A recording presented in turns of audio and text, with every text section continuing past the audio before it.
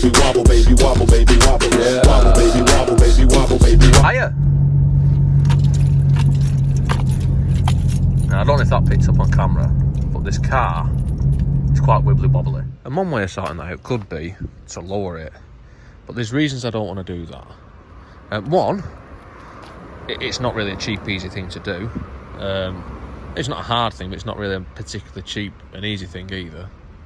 But two, where I live, this is the main reason, where I live there's speed bumps everywhere, and this, in the setup that it's at now, is probably the fastest car that I've got, because you just drive at things and it bounces over them, and I mean, as you can see, it's well looked after. So yeah, it's great for that. But what I am going to do is, what I'm going to try is, these are Honda Civic drop links. I'm going to see if they make any difference.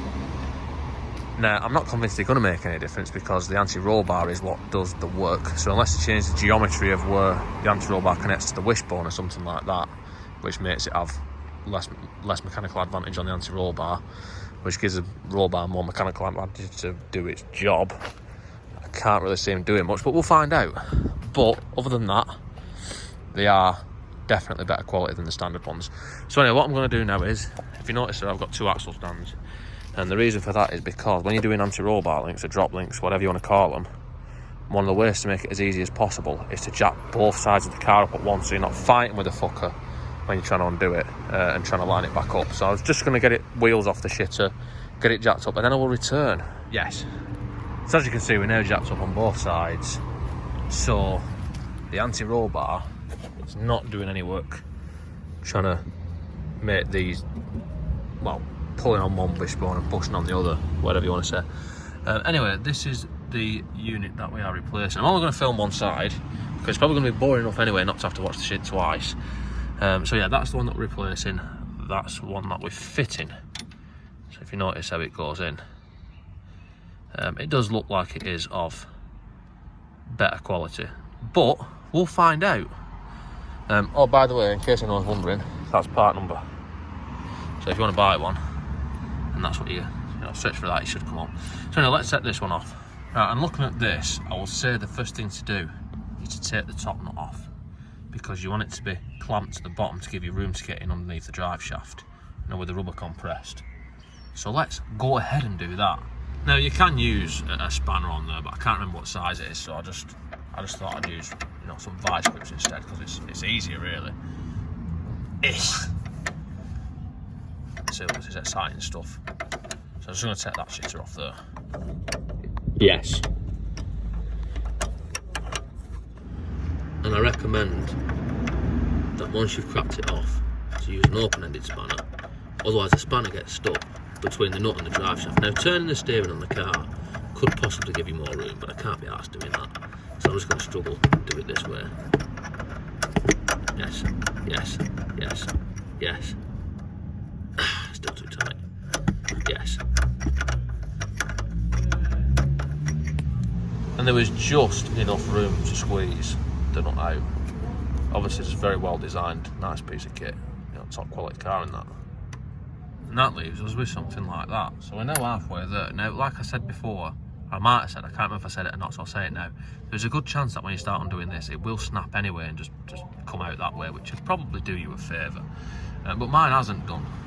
So let's undo the bottom one, which is just another 13 milli. But it's a little bit easy to access. Yes. So now that's loose.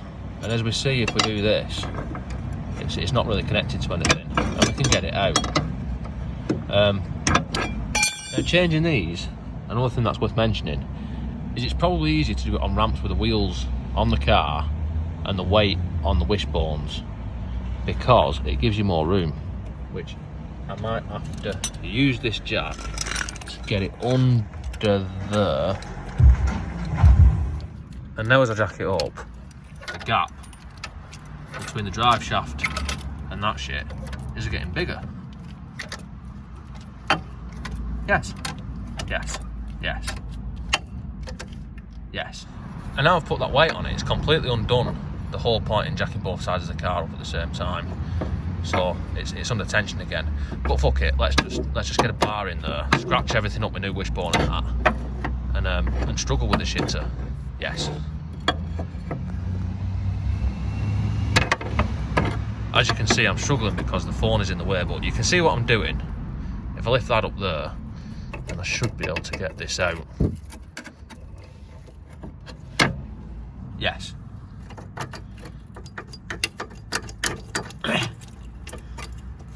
It's nice and easy to remove. The new one is going to go into its place. So if we take these nuts off and the washers and then a bush off each end, then you get the idea of how it's meant to sit. Like so. All the time while holding this in there to give yourself the room that you desire. Now, this is probably quite a shit video, to be honest with you, because it's actually quite awkward to film this. But we're getting there. Now I've just got to let the pressure off that bar. Yes. Yes! And now it's just a case of simply putting the bushes back on, which don't fit because the drive shaft is in the fucking way. But we'll get there. Yes. Now, so maybe we'll have to rethink the top bush, but the bottom bush just does have enough room, I think. So as we can see, if we put that on, I mean, it's going to be tight, but by the time that we put that on, and then use, hold on a minute, this is just not going well. Right, if we get that on and that on, then we can get a couple of threads started. Now as we tighten it up, it'll compress these bushes, but that's because it's going through the thin metal of the wishbone. The top one, the bush is probably too thick to get that on, so I'll have to rethink that. Fuck it, I'll just use a bit of brute force and ignorance and compress it down with a crowbar enough to get the nut started, and it's gone on. So I'm just going to tighten this up. I'm going to tighten this one up until it is somewhat tight. That feels pretty tight. It feels tight enough not to come loose anyway, and it's definitely compressing the bushes. And the same with the bottom one. Torque to specifications with the correct tool for torquing. Fuck it, that'll do. And that is one installed. Yes. Right, so now we've got one side done. And when I compare the two as to what it was before, it does appear that it is, if anything, ever so slightly shorter. Will that make any difference to the handling? I'm not sure. But the quality of it does definitely seem more substantial than the OEM ones. The bushes do seem better. So if you've got a knocking one and you're replacing it anyway, I would say this is probably going to be worth it just for that. Well, what I'm going to do is I'm going to leave you with a new training shoes foot tap whilst I do the other side. Anywhere I go, wear Nike, and now we have both sides completed, and the other side were pretty much just the same, no different of a job to do. So now let's see if it actually handles any different.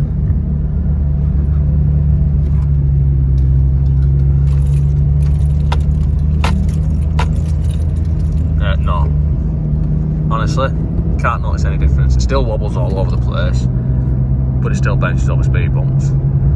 So, conclusion on the matter. Well, if you need new drop links, fit the Honda ones. Definitely better quality. Seem more substantial. Rubber's definitely better on them. But if you're going to do it for a modification, I don't see much point in it. It doesn't seem to make any difference to me. But, like I said, they are better quality, or they do seem better quality.